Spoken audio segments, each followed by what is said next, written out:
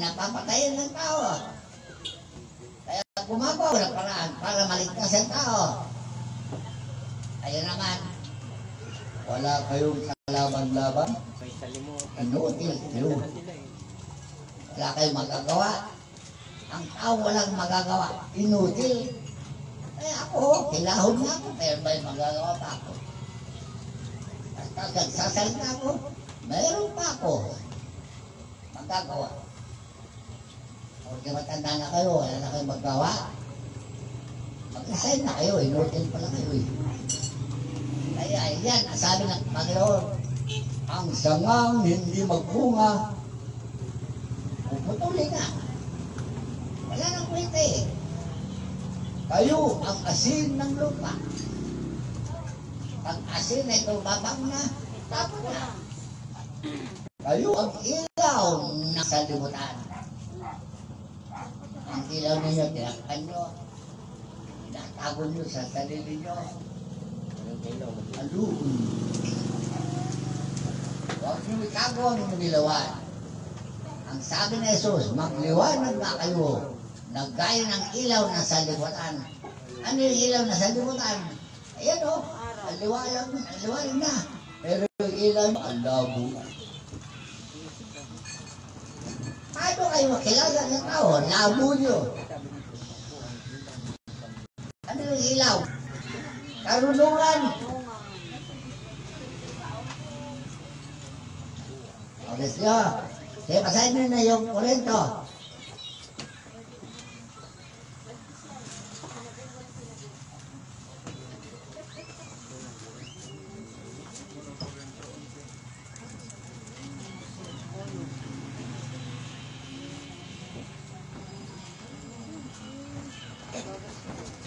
Kanina pa ko sinabi, hindi pa handa pala.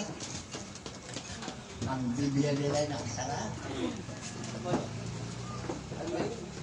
Kasi po bala, maging katulad kayo sa akin. Nagaya naman ng kay Kristo. Kayo ang aking pinupuri nga. Nasa lahat ng mga bagay na alala ninyo. Yung nakalagay doon, yung pagpupo niya sa lamesa, kumain sila ng tinapay at uminom ng dugo, likido. Yan ang Last Supper. Anong pinag-usapan nila? Last Supper. Kamu ito, nag-uusap tayo. Anong pinag-usapan? Nagplano sila. Naibunyi ang pangalan ng Diyos. Hindi. Baka nandun sa Diyos.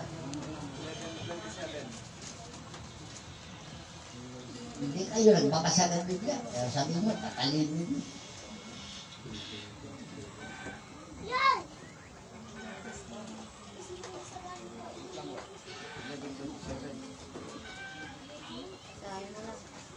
Kaya't ang sino mang kumain ng tinapay o uminom sa saro ng Panginoon na di nararapat ay magkakasala sa katawan at dugo ng Panginoon.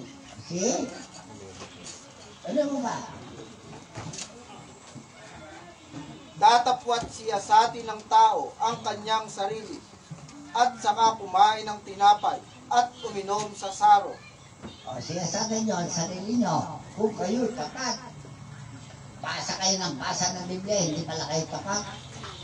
Siya sa atin nyo, sarili nyo, talagang babasa ng Biblia. Tapat. Babasa kayo, hindi pala kayo tapat. Paano mapunta sa inyo ang karunungan na nakatago sa Biblia? Mabuti pa si Pablo. Ano sabi ni Pablo? Hindi pinait sa inyo ang hiwaga ng Ebanghelyo. Kaya ako walang kasalanan sa inyo Malinis ang kamay ko, dugo ko sa lahat ng mga tao. Dahil hindi ko itinait ang pagsasaysay sa inyo ng buong kapasyan ng Diyos. Dahil pag hindi nyo saysayin ang buong kapasyan ng Diyos, sisigilin ng Diyos sa inyong kamay ang kamatayan ng taong namamatay. Kita nyo na. Saan ba yun? Ezekiel 3:18. Kaya bago mamatay ang tao, sabihin na niyo mga tao, mayroong Facebook, may YouTube. Anong meaning ang YouTube? social media. Ano ibig sabihin ng social media? Pangkalatan, magbalita, social. Basahin na.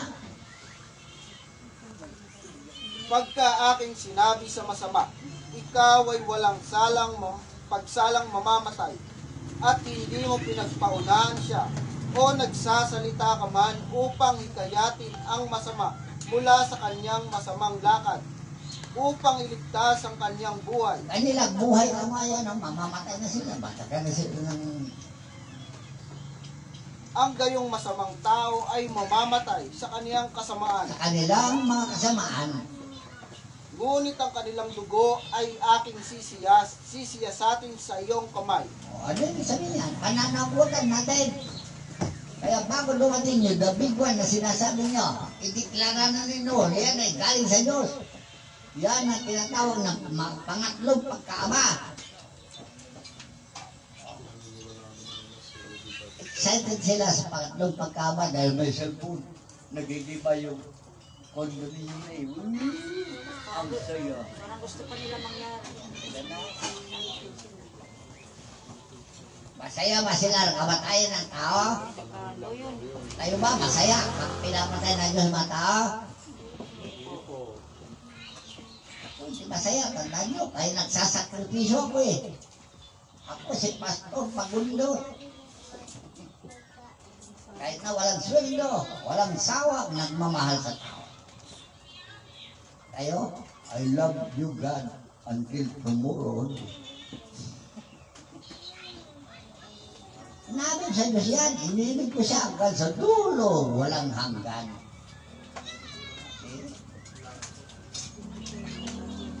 Kayo, hanggang bukas lang, pag napagod na kayo, relax muna ako. Alam nyo, nung papahinga, pagod. Tinanong niya ako, 3 years ago, anong sabi niya? Pagod ka na ba? Hindi ko Facebook, tinanong ko, nanda kayo? Anong sabi ko? Hindi pa po. Dahil pag napagod ako, kukunin na ako, tandaan nyo.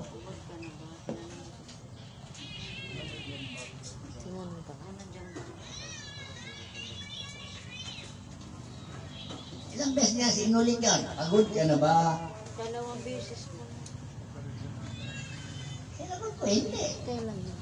Kahit nahilaon ako lumalakad, hindi pa parang pagod. Dalawang taon. Basta may bibig akong magsasalita. Hindi ako napapagod. Na, dahil ang pag-ibig ko sa Diyos ay walang hanggan. Pag sinabi ko Diyos, kapwa-tao yun. So ano kayo? Pag inibig mo ang Diyos, ibigin mo rin ang kapwa mo tao. Kaya kahit na ano gawin nila, i-delete yung aking Facebook, pilit ko rin, nilulusot. Anong sinabi ko yung huli? Dahil sinabi ng Diyos sa akin, ipakilala mo ko sa kanila para wala na silang may dadalan pa sa kanilang kamatayan.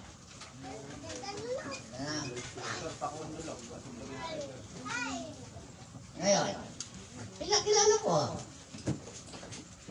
Ang sabi ko sa kanila, kung ang Diyos na sa inyo, ipakilala niyo sa akin. At ako'y para darating yan at sasamba ko. Maging Iglesia ni Cristo, Katoliko, Romano, ano ang religion nyo. Pag may Diyos kayo, darating ako dyan. Dahil buhaya ba kayo? Susuluhin nyo ang Diyos? Ako hindi buhaya. Ako, nasa akin ang Diyos. Ibibigay ko sa inyo. Ipakilala ko sa inyo. Na buong tapang. Yun ang sinabi ni Pablo. Hindi ba sabi ni Pablo yun? Efesos 6:19. Panalangin din ninyo ako, sabi ni Pablo, upang paglaban ko ang iwakan ng Ebanghelyo na ang buong tapang. Yun din na sinabi niya kay Josue. Magpakatapang kang mainang Josue. Sino si Josue? Sino si Pablo? Tayo na yun. Kung matapang tayo sa makipaglaban ng tuwiran, Ayaw na si Pablo. Kaya ano sabi niya kanina, magsitulad kayo sa akin, gaya ko naman kay Kristo. So, tinutularan ni Pablo na tinularan niya si Kristo. Hindi na sinabi ni Kristo, ang sumasampalataya sa akin ay gagawin din naman niya ang mga gawang aking ginawa. Anong ginawa ni Jesus? Pinaglaban niya ang katuwiran ng Diyos. Hindi tayo puro daldal na wala namang katuturan. Paano masisiyan ng Diyos sa inyong mga panalita? Nung si Jesus ay nagsasalita, ano sabi ng Espiritu na bumaba sa ulap? Ito ang anak kong kinalugdan. Siya ninyong pakinggan. Di ba ganon? Baka sabihin ng Diyos sa inyo, ito ang mga anak kong kinabubwisitan. Huwag niyo silang pakinggan. Paano hindi pa bubuisit? Parang ilaw niyo patay sindi. Parang ilaw sa kamay. Mamaya, malinaw, bukas patay.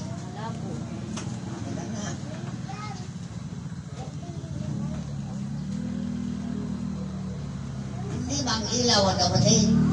Sa bawat isa sa atin, araw ng Pentecostes, binigyan sila ng bilang kawamis ng apoy, bawat isa sa kanila, at nagsalita sila ng mga wika na ipinagkaloob ng Diyos sa kanila. Tandaan nyo na, para matupad yung pangako ng Diyos kay propeta. Yun yung propeta na yan? Joel, gawa, 1:17. Ay 2:17. Ang huling araw, ibubuhos ko ang Espiritu sa lahat ng tao. Lahat ng laman, tao. O sinong nabuhusan ng Espiritu? Hindi ba tayo lang? Ba't hindi pakilala sa mga tao? Takot kayo? Baka patayin ako. Ano sabi ni Jesus? Pablo, kaya mamatay tayo, kaya mabuhay tayo. Kay Kristo tayo, kaya sila hindi takot mamatay. Dahil buhay na walang hanggan ang sasapitin nila. Nangako naman ni Kristo na panahon niya. Isa mang buhok nyo hindi mahulog sa lupa o hindi pa hintulot ng inyong amang nasa langit. Sa 50 anyos, na pinaglaban ko katuwiran ng Diyos. Takot ba ako? Nalaglag ba yung buhok ko? Tandaan nyo ha, binigyan ko na kayo ng sampay. Hindi nyo ako magaya. O sino kinalulog na niya yun na ito sa panahon natin? Kayo ba? O ako?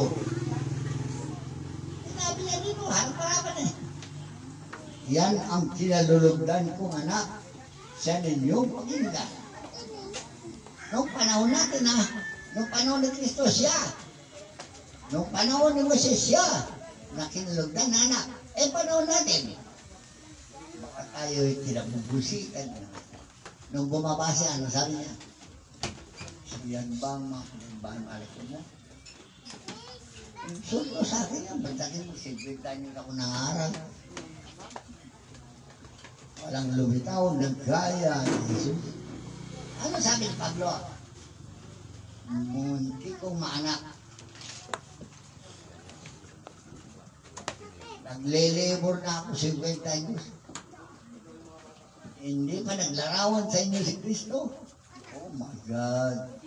What is the meaning of this? The meaning is emot. So, maglarawan na sa inyo si Kristo. Amen? Baka maglarawan sa inyo may sungay. O may bunto. Mahagupit na pakarapit. May tinidong pa. Maglarawan sa inyo si Kristo. May espada siya. Naglalagablag. Ano ang binigay ng Merkulis? Kain ng kutsilyo lang, basta naglalagablag. Ano yung sabihin? Kahit na maliit lang ang karunungan nyo, basta maglalagablag. Nag-apoy. Dala ko, espada ko, haba na, naglalagablag pa. Para walang manalo Sino man katuloy sa inyo na karunungan, tandaan nyo. Kasahan nyo ang inyong matawa. Dahil panahon ng digma. Dahil yan o, 1,000 pabasa. Wala silang natutuhan. Taon-taon na pabasa, wala silang natutuhan. Inutil sila talaga. Di ba kayo naawa sa mga taong inutil? Anong sabi ni Kristo? Sambahin nyo ang Ama sa Espiritu at katawanan. Hindi nila magawa. Dahil ayaw nila ang Espiritu. Sila ang kaaway natin. Pero ibigin niyo sila. Dahil mga kapatid natin nga na nalalabuan ng pag-iisip na nalambungan ng dilim na siya si Satanas. Bakit? Dahil ang Lord nila si Satanas. Pera. Sino nag-offer ng pera? Di ba Satanas? Matthew 4:8. Ano sabi ni Satanas? Jesus. O Jesus, sambahin mo ko ay yayamanin kita. Anong sagot ni Jesus? Oy, lumayo ka. Ingot. Sambahin mo lang ang Diyos mo. Bakit? Diyos ka ba? Anong gano'n? Ang Diyos ang lumalang ang sinasamba ni Jesus. Dahil si Satanas, hindi niya nalalang ang mundo. Tandaan nyo. Pabrika lang ng pera yan sa mga taong nasisilo niya. Yan pera, panilo niya. Kaya nang biktima ang karamihan religion dahil sa pera. Dito, may pinag-uusapan bang pera? Dahil binibigay natin ang biyaya ng Diyos, karunungan ng Diyos na walang bayan. Amen? Dahil ang gantimpala natin, tandaan nyo, buhay na walang hanggan. Ayaw nyo ang buhay na walang hanggan eh. Pag namatay kayo, ginaya nyo yung cellphone. Hoy, pagkalarin nyo. Pagkawiran kasi ng mga mayayaman kasi maraming mga kalapit. Sasabi ko lang eh. Akala niya, buhay pumuntahan niya, buhay na walang hanggan. Yung pala, nagmamakawa ka, isipan lang nyo. Ganyan kayo, pag namatay kayo, ibigay na kayo padalangin sa akin. Salvage ko kayo. Kapagkasaya na. Hindi may alam na ako sa kapagligtas, buhay at kaluluwa. Eh kung kayo mamatay sa akin, mauna sa akin, hihingi kayo, uy, kaluluwa ko ligtas mo. Walang ganon. Kung tayo makapaglingkod na tapat at walang dungis, buhay na walang hanggan ang karunungan natin. Gaya ni Jesus. Kaya tularan niyo ako, sabi ni Jesus. Tularan ba natin si Jesus?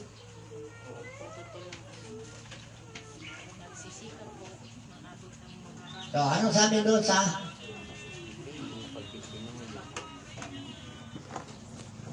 Correcto. Kung minom kayo sa sari, ay tinapay na ito, at uminom kayo sa saro, ihayag niyo ang pagkapatay ng Panginoon hanggang sa siya'y babalik. Nakabalik na, linggo-linggo na, dito na. Hindi pa niyo mayayag. Dahil yan ang utos ng Diyos, hanapin niyo ako, at kayo'y mga bubuhay. Ayaw nila maghanap eh. Ituro nyo sa kanila kung saan naroon ang Diyos. O baka naman ayaw nyo. Buhaya kayo. Ayaw nyo ituro nyo sa inyo. Mayroon naman daw sila Diyos. Dahil nung si Jesus, sinabi niya mismo, Diyos nasa Kanya. San Juan 14:10. Dahil hindi nila makita yung Diyos sa Espiritu. Dahil kasalanan sila. Marumi lang po sila. Kaya hindi nila makita yung Espiritu. Kaya nakaharap nila. E basahin. San Juan 14:10. Hindi ka baga nananampalataya na ako'y nasa Ama at ang Ama ay nasa akin? Ang mga salitang aking sinasabi sa inyo ay hindi ko sinasalita sa aking sarili, kundi ang Ama na tumatahan sa akin ay gumagawa ng kaniyang mga gawa. O, di ba sa loob ang tipan, Diyos ang nangangaral, Diyos ang nanggagamot. Sa bagong tipan, sino nangangaral at nanggagamot? Hindi ba si Jesus? Dahil nasa kanya ang Diyos. Siya binigyan ng karapatan magsalita. O, sa panahon natin, sino binigyan ng karapatan magsalita? Para matupad yung sinabi ni Jesus sa John 17, Kanyang mga pinahira. ang salitang sa akin ay binigay mo, ay ibinigay ko sa kanila upang sila ay maging isa. Dahil naman natin isa. At ito ang buhay na walang hanggan, na ikaw ay makilala nila ang Diyos. Kasi, karapatan natin ipakilala ng Diyos na nasa atin para wala tayong pananagutan sa kanila. Paniwalaan na hindi. Amen? Ayaw magsalita. Takot ako, makapanain ako. Malatin ako. Marami nagbanta sa akin buhay, tandaan nyo. Hindi na nagawa. Kung nangyari sa akin, mangyayari sa inyo. Dahil panahon ng digma, magpakatabang kayo. Sabi ng Diyos kay Josue. Ito sa'yo. Josue 1:5. Hindi kita matalog sa inyo mga salita ngayon dahil may puso kayong bato. Hindi masabi ng Diyos sa Biblia, ang bato niyong puso, papalitan ko ng pusong laman. Hanggang ngayon, hindi makaramdam dahil bato.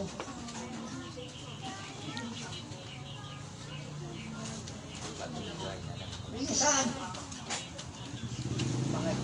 Josue 1:5. Walang makatatayong sino mang tao sa harap ko sa lahat ng mga araw ng iyong buhay. See? Ano ibig sabihin niyo? Walang makatatayo. Kahit anong debate, walang mananalo sa iyo. Dahil ako, nung makipagdebate ako, walang manalo. Ay na sino Pangulo? Mayaman man o mahirap.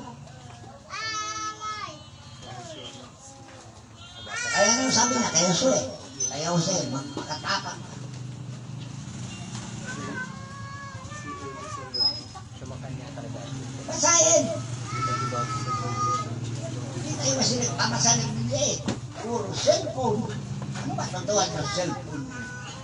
Kung paano ako'y sumakay Moises ay kayo narusa sa iyo, hindi kita iiwan, ipababayaan kita. Magpakalakas ka at magpakatapang na mabuti, sapagkat iyong pinamamana sa bayang ito ang lupain na aking isinumpa sa kanilang mga magulang na ibibigay sa kanila. Okay. Ano yung lupain na yun? Itong daigdig na to. Iyan. Ang ipamamana natin sa mga tao matira na buhay. Tandaan nyo. Kaya yung Exodo na kinakanta ni Moises o si Matt Monroe, Exodo, kanta ni Moises yun. Dahil itong lupa na ito, binigay sa atin yan. Tandaan nyo, para manahin. Paano mo mamanahin kung namatay ka? Naipyado ka. Mamanahin natin, mamanahin din ng mga anak natin.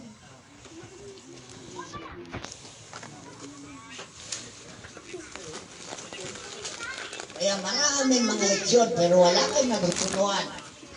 Ano yung panatang makabayan?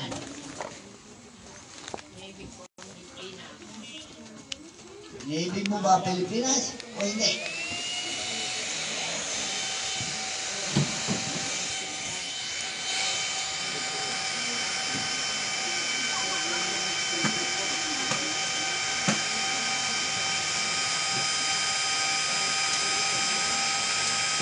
Kaya tayo naglilingkod dito sa bansang Pilipinas.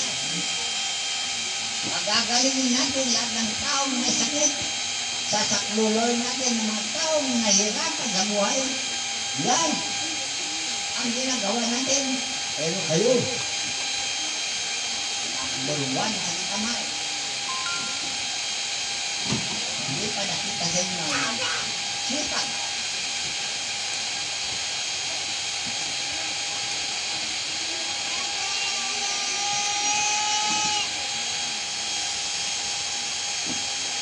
Antayin mo kayo.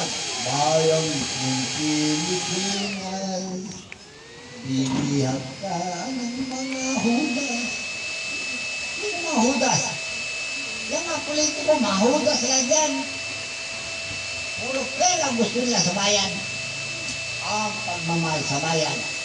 Wala silang pakila. Hindi mo sila patay, nakulong na kayo.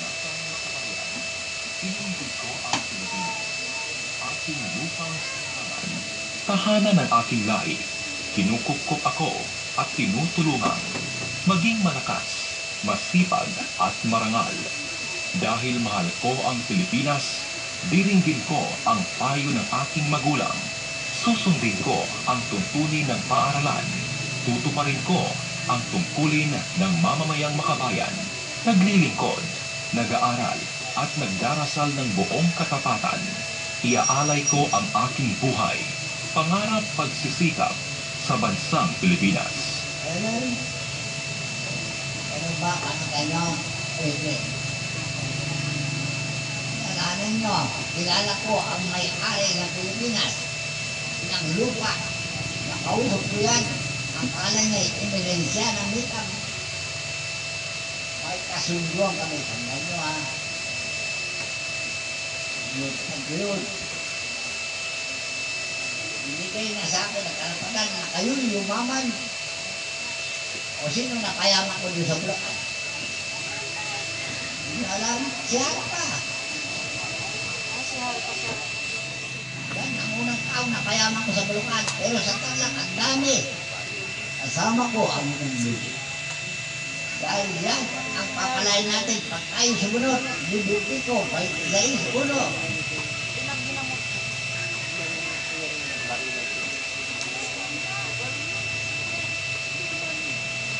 At siya, kanumatatang ko dito sa Malulos, uling lang ang ilistis na tabla na maliliit ang binibenta niya.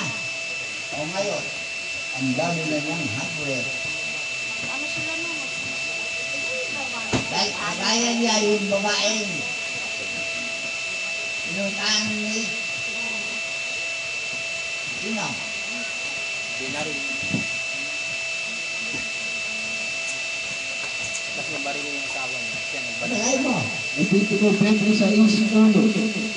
Kumbaga, pagpapalang sa pagsunod ay pinangako. Yung pinanyangan? Pag sumunod tayo, mayroon tayong papalain. Ano papalain natin? Balabalay mo sa rail. At magbibigay ako ng kapayapaan sa lupain. At mahihiga kayo. At walang katatakutan kayo. At aking papawiin sa lupain ang mababangis na hayop. Sino mag-magis na hayop? Kaya na, napawin yung mag-magis na hayop. Sino bakit? Tuloy dalawa sila. Hindi dadaanan ng inyong lupain sa taba. Nakala nyo si Sandra Duterte, di ba bangis? Mabangis yan si Sandra Duterte. Repeat nyo naman. Ano pa, papalain natin, sa 9 na. At ninyapan ko kayo. At palalamuhin ko kayo. At pararamihin ko kayo. At papagtibayin ko ang aking tipan sa inyo. At kakanin ninyong malawang pinaman. At inyong ilalabas ang luma dahil sa pagod. At ilalagay ko ang aking tabernakulo sa gitna ninyo. At hindi ko kayo mapupunan. Ano yung tabernakulo?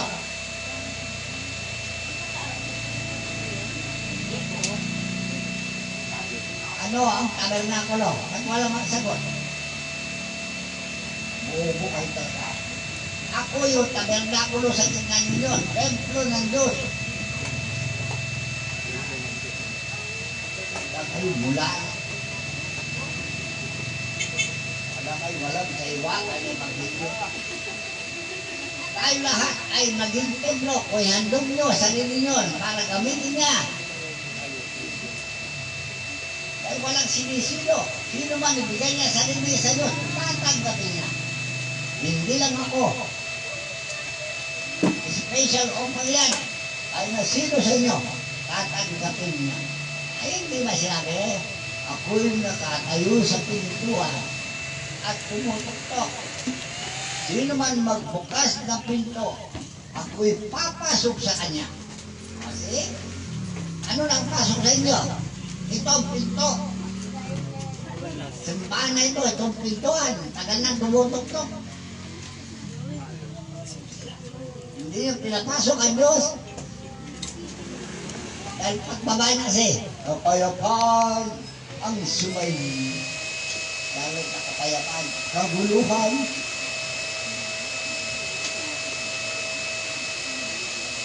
Maldalan na walang katapusan. Yan ang panahon panganin na sinabi ni Pablo kay Timotheo, pangalawang Timotheo 3:1.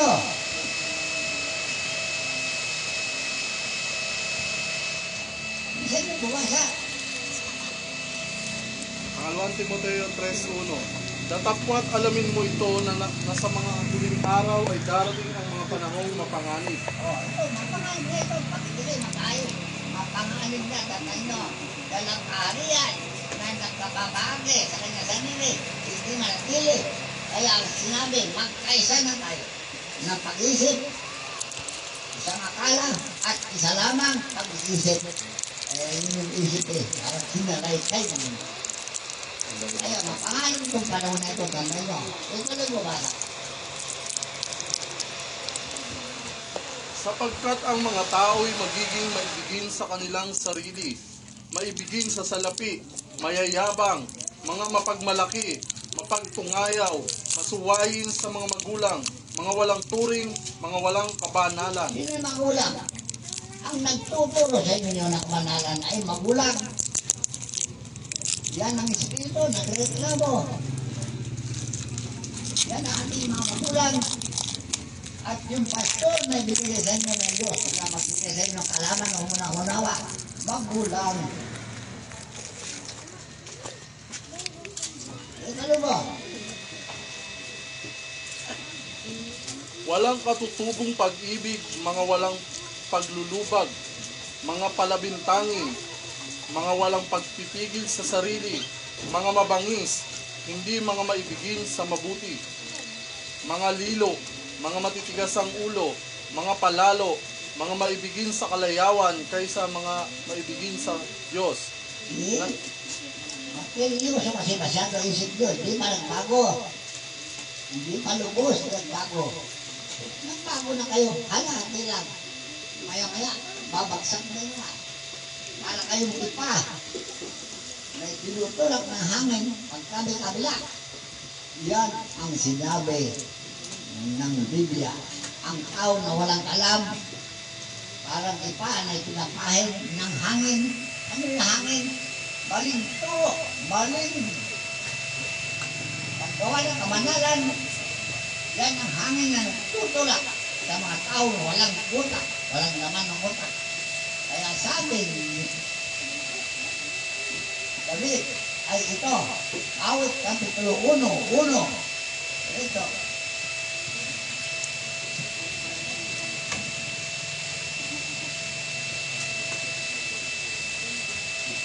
Mga awit, 1:1, pamagat. Ang matuwid at ang masama ay pinagparis. Matuwid at masama, pinagparis. Anong gusto mo gawin? Masama o matuwid? Ito ba?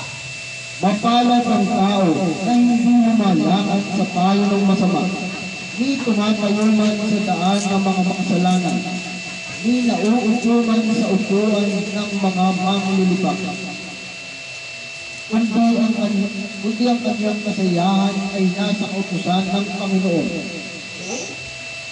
Ano, sinabi nga kay Jose, yung biglang ito, parating na sa iyong mata. Kaya ang biglang ang At sa parating mata ninyo, puro cellphone. Paano kayo mananalo sa laban? Sarili niyo, hindi malabanan. Ang kalaban ng tao ay sarili niya.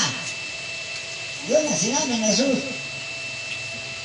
Magsaya kayo dahil aking dinaig ang sanlibutan.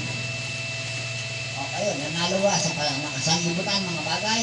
Kaya sabi nila nilo, mapalag ng tao hindi lumalakad sa payo ng masama. Ano yung mga payo ng masama? O choppy. Payo ng masama nun.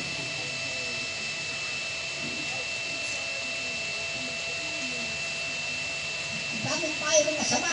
Para kayo di pa. Ito na yung mabasa.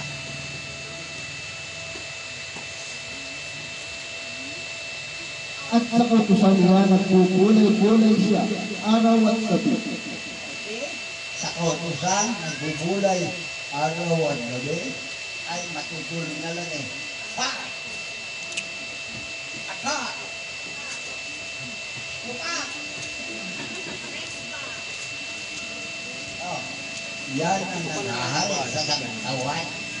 Labanan nyo yan ng inyong matapat na panampalataya.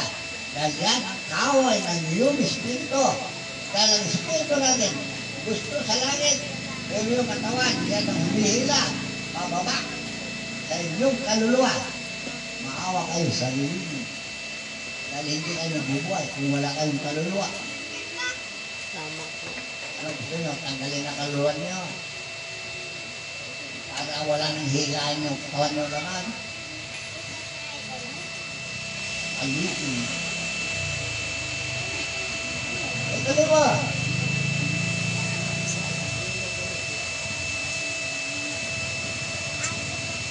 At siya'y magiging parang tulog kahoy na itinanim sa sipig ng mga agos ang tubig. Ano yung punong kahoy na itinanim sa sipig ng agos? Palaging nasa piling ng kanyang espiritu. Kanyang espiritu, yan agos. Tubig ng buhay yan. Parati ka, kalalahanan. Anak, masama niyo. Uy, masarap yun. Ano na? Kasi demonyo, nandang niya sa kapilin. Naghahanap na magbibigtin na niya. Ito mo. Na nagbubunga sa kanyang kapanahonan. Ang kanyang dahon naman hindi malalanta at anumang kanyang gawin ay giginhawa. Okay? Magbasa ka ng Biblia, dudunong ka. Ilang taon na kayo nang babasa ng Biblia.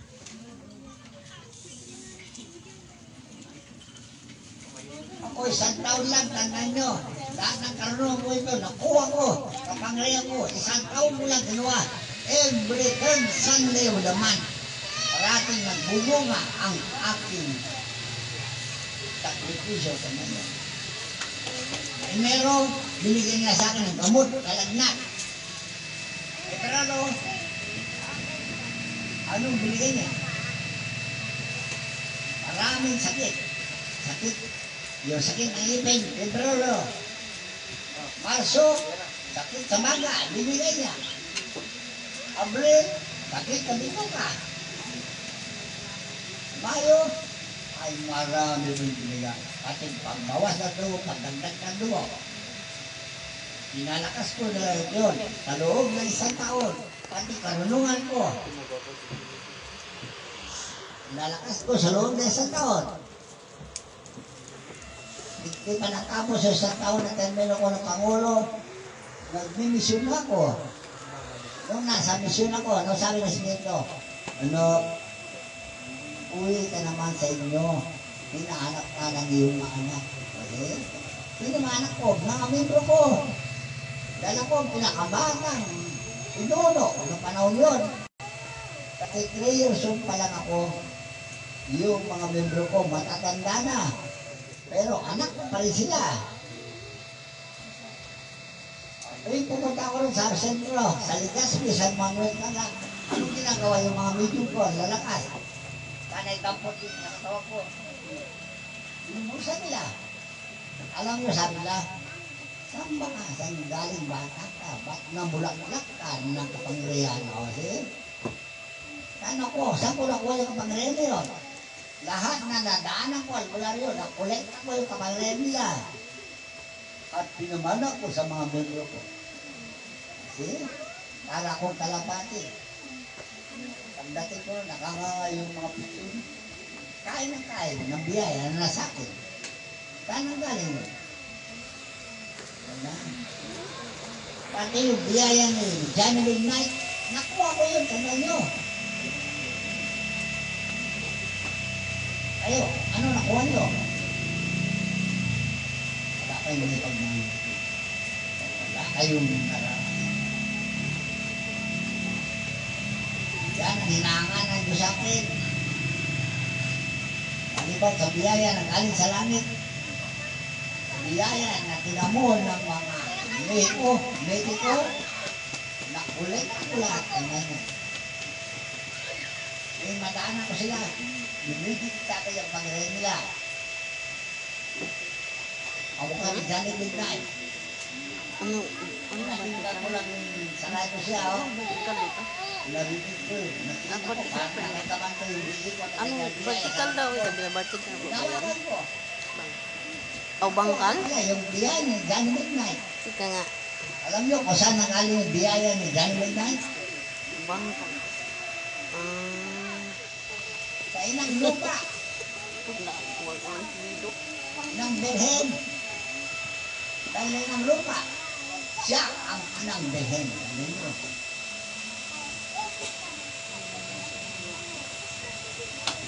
Alam niyo, hiwaga ang inang Berhen. Bulaklak na naging tao. Siya sinang Belen, anak ni alaga ni Santa Ana. At Santa Ana, hindi nanganganak. Kaya ang ginawa niya, kumuha ng bulaklak. Lalo niya lampem, dahil yung simbahan ngayon, hindi pwedeng magsimba ang taong walang anak. Dahil ang sabi niya, ang katari yung simbahan na yun, isinumpa yung walang anak. May pananagutan sa Diyos. Kaya gusto magsimba si Belen Maria, regalo niya yung rosas, lampem, may guardia, dalawa. Ilang oras sila nakaluhod doon. Sa templo na yun. Nagulat yung mga guardia. Ano sabi nila? Hindi mo ba nahalata, pre? Hindi gumagalaw yung bata rin sa layo mo. Hindi umiiyak. Paano iiyak? Eh, bulaklak. Yan pinagod lang. Ang ginawa, yung dalawang guardia, nilabnot. Yung lapin, naging tao na. Siya ang yung isang Belen. Andan niya, palapatan siya. Marami ako napaklasan na hiwaga. At siya ang tanungan ko talahi na binibigay ko sa ating kapanahon. So, sana ganun din kayo. Ang ganun din si Jesus na ginagaya namin. Siya ang pinamatalinong tao ng panahon na niya. Ngayon, nung panahon niya, sino pinamatalinong tao? Kaya ba niyo? Pero may-ari ng bandera yan. Pinamakatalino yan ng panahon niya. Ilan ang lagwaing alam niya?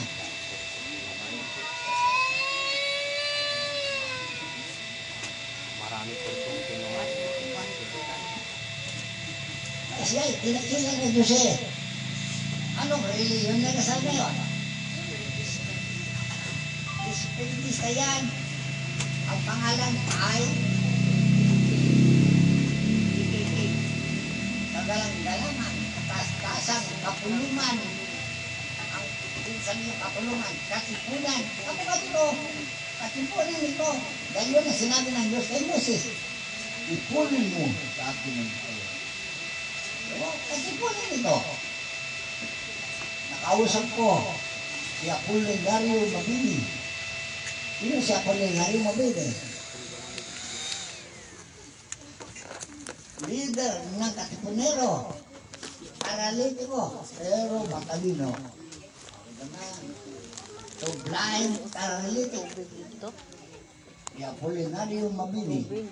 Ano sabi niya sa akin? Dito mismo huwag kang mag-alaala ng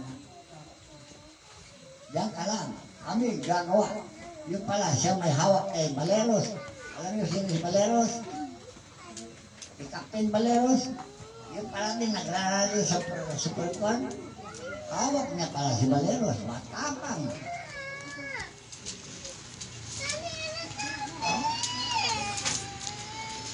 Ay, ito mga hiwaga. Wala kayong hiwaga. Alam na hiwaga.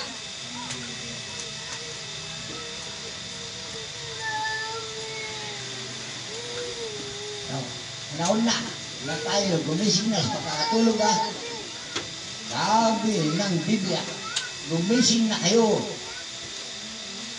Eh Pablo, galing yan. Gumising ka na tutulog sa gitna ng mga patay at liliwanagan ka ni Kristo. Sino yung Kristo? Isang pastor o ministro na matalino dahil ni Jesus Kristo, liliwanagan kayo. Amen? Yan ang akala sa Biblia. Ano sabi niya? Jeremias 3:14, ayo'y manumbalik. Kayong mga nagsitalikod ng mga anak sapagkat ako'y asawa ninyo. At kukuha ko ng isa sa samantag dalawa, dadalhin ko kayo sa Sion at magbibigay ako sa inyo ng isang pastor na kakandili sa inyo ng kaalaman at unawa. Noong panahon niya, sino binigay ng pastor? Hindi ba si Moises?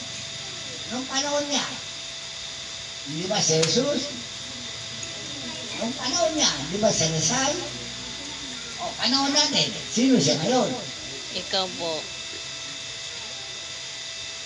Ay, kaya sa kayo. Dito, kumalina kayo. Dito kayo lang po. Alam ko, mayroon akong anata. To see is to believe ako. Hindi ko makita na ginagawa niya, hindi ako ninyo. Amen? Sa gawa, ipakikita ang paniniwala. Ngayon, kasi action, it speaks louder than word. Ay, hindi kayo marunong magsalita, basta ginagawa nyo. Mas maganda ka kaysa yung salita kayo na salita at hindi nyo ginagawa. Di ba ganon? Saan sa Biblia yun? Matthew 5:19. Di kayo siya babasa ng Biblia kaya kayo tututuan lang. Matthew 5:19. Kaya't ang sino mang sumuway sa isa sa kaliliitang mga utos na ito at ituro ang gayon sa mga tao ay tatawaging kaliliitan sa kaharian ng langit. Tatapwat ang sino mang gumanap at ituro, ito'y tatawaging dakila sa kaharian ng langit. See? Ang ano sinabi na Jesus sa 17? Huwag ninyong isipin ako'y naparito upang sirain ang kautusan o ang mga propeta. Ako'y naparito, hindi upang sirain, kundi upang ganapin. Ang tanong, naparito ba kayo para manlabag o para tumupad?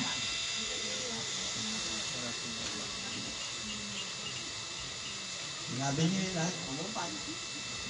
Baka bukas, tumupad din. Makulpad. Alright. So,